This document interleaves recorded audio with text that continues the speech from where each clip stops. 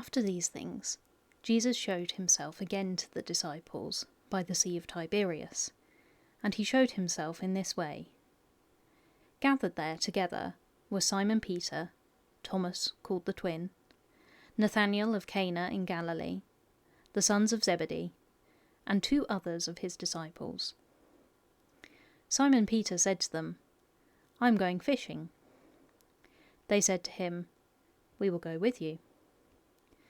They went out and got into the boat, but that night they caught nothing. Just after daybreak, Jesus stood on the beach, but the disciples did not know that it was Jesus. Jesus said to them, "Children, you have no fish, have you?" They answered him, "No." He said to them, "Cast the net to the right side of the boat, and you will find some." So they cast it, and now they were not able to haul it in, because there were so many fish. That disciple whom Jesus loved said to Peter, "It is the Lord." When Simon Peter heard that it was the Lord, he put on some clothes, for he was naked, and jumped into the lake. But the other disciples came in the boat, dragging the net full of fish, for they were not far from the land, only about 100 yards off. When they had gone ashore, they saw a charcoal fire there, with fish on it, and bread. Jesus said to them, "Bring some of the fish that you have just caught." So Simon Peter went aboard and hauled the net ashore, full of large fish, 153 of them. And though there were so many, the net was not torn. Jesus said to them, "Come and have breakfast." Now none of the disciples dared to ask him, "Who are you?" because they knew it was the Lord.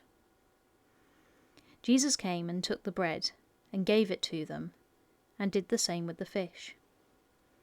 This was now the 3rd time that Jesus appeared to the disciples after he was raised from the dead.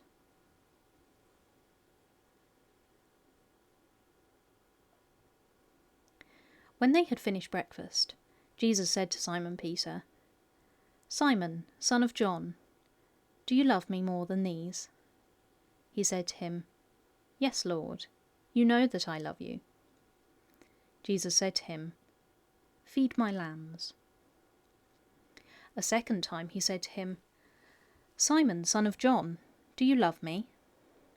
He said to him, "Yes, Lord, you know that I love you." Jesus said to him, "Tend my sheep."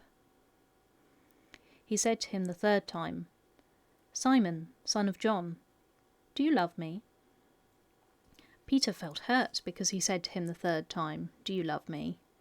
And he said to him, "Lord, you know everything. You know that I love you." Jesus said to him, "Feed my sheep. Very truly I tell you, when you were younger, you used to fasten your own belt and to go wherever you wished. But when you grow old, you will stretch out your hands, and someone else will fasten a belt around you and take you where you do not wish to go." He said this to indicate the kind of death by which he would glorify God. After this he said to him, "Follow me."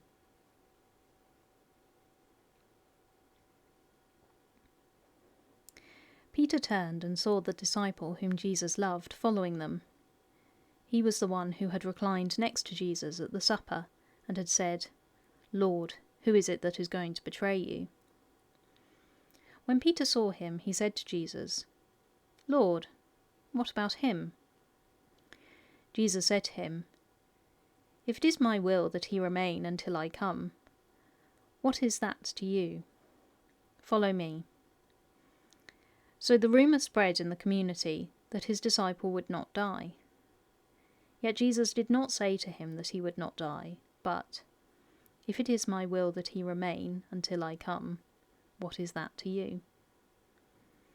This is the disciple who is testifying to these things and has written them, and we know that his testimony is true. But there are also many other things that Jesus did.